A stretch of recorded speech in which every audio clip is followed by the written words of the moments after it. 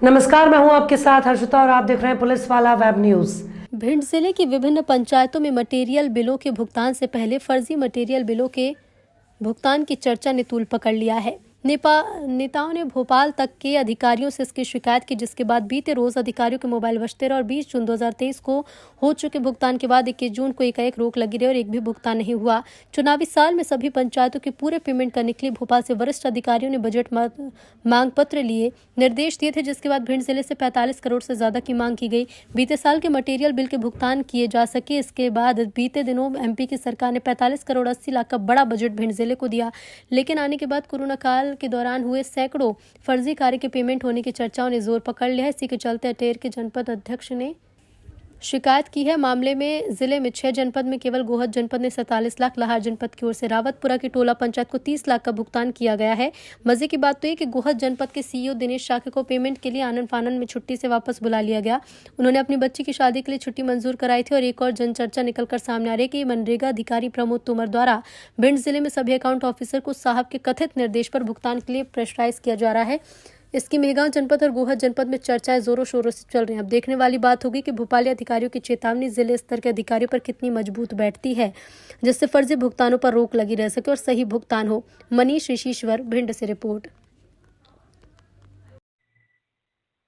मध्य प्रदेश में चुनावी बिगुल बज चुका है।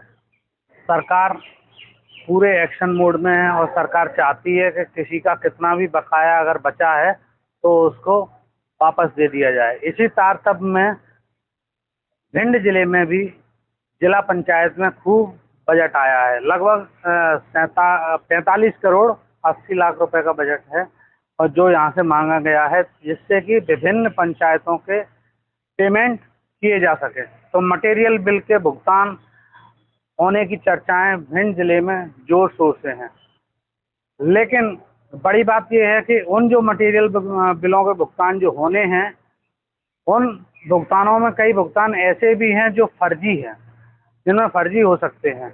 और इसी में सावधानी बरतते हुए वहाँ पर नरेगा आयुक्त ने भी एक आदेश जारी किया है और उन्होंने कहा है कि मटेरियल बिलों के भुगतान करने से पहले उनकी पहले जांच परख की जाए। कहीं ऐसा ना हो कि कोई फर्जी पेमेंट हो जाए, जिसको जिले की निगरानी करे, जिले के जो अधिकारी हैं वो निगरानी करें। लेकिन मजे की बात तो ये है कि यहाँ पे जो 6 जनपद हैं भिंड जिले में, उसमें केवल गोहद का सबसे ज़्यादा पेमेंट हुआ है। उसमें 47 लाख 32 हज़ार रुपये का पेमेंट कर दिया गया है। और एक और मजे की बात निकल कर सामने आ रही है कि जब जैसे ही बजट अलॉट हुआ आया, तो वहाँ के जो जनपद सीईओ हैं दिनेश शाक्य, उनकी लड़की की शादी थी और उनकी लड़की की शादी की छुट्टियों को रद्द कर दिया गया है और उनसे कहा गया है कि आप पेमेंट करिए। लेकिन अभी केवल 43 लाख 32 हज़ार का पेमेंट हुआ है और कल कोई पेमेंट नहीं हुआ है। अब देखने वाली बात होगी कि यहाँ पे जो जिला स्तर के जो अधिकारी हैं वो इस पर कितनी मॉनिटरिंग कर पाते हैं, कितने फर्जी पेमेंट होने से बच सकते हैं। मनीष ऋषिश्वर, भिंड।